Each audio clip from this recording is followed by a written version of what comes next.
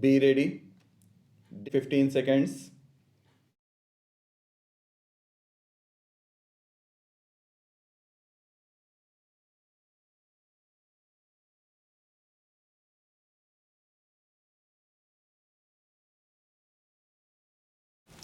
Honorable Speaker, I present the interim budget for 2024-25. The Indian economy has witnessed profound positive transformation in the last 10 years.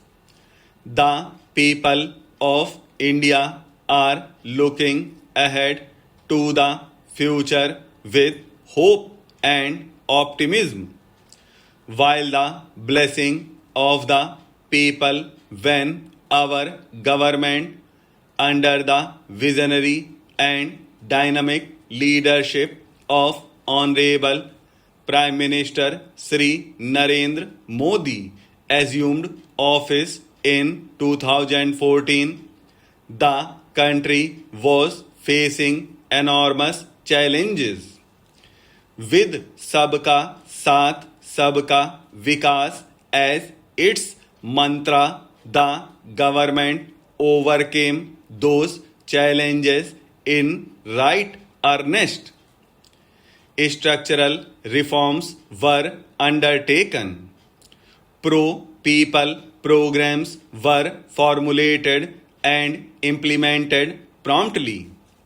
Conditions were created for more opportunities for employment and entrepreneurship. The economy got a new vigor.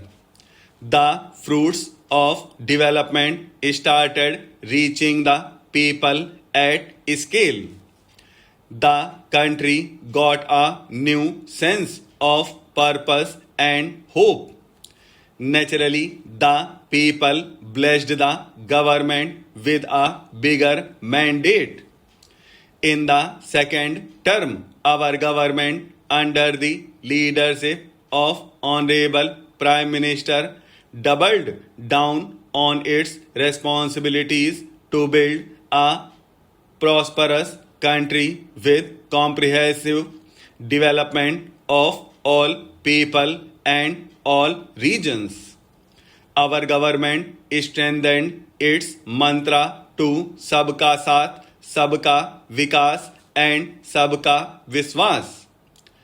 Our development philosophy covered all elements of inclusivity, namely social inclusivity, through coverage of all strata of the society and geographical inclusivity through development of all regions of the country.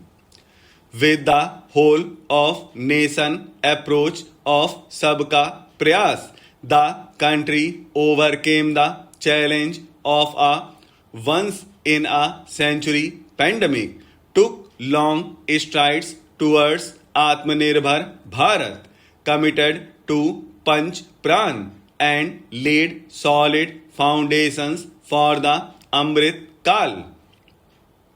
As a result, our young country has high aspirations, pride in its present, and hope and confidence for a bright future.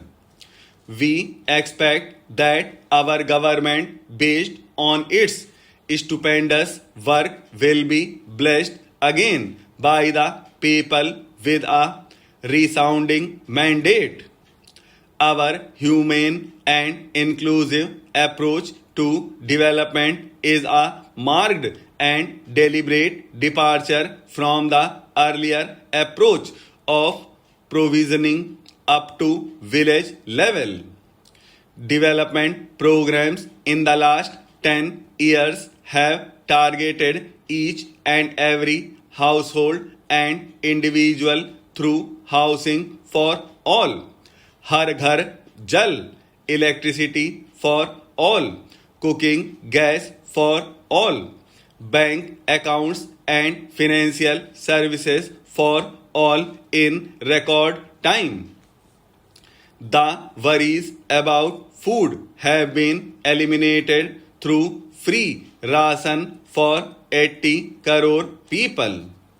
Minimum support prices for the produce of Annadata are periodically increased appropriately.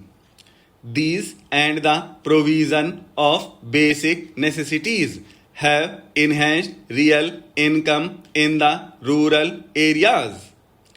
Our government is working with an approach to development that is all round, all pervasive, and all inclusive.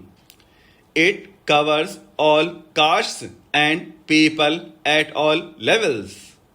We are working to make India a Viksit Bharat by 2047.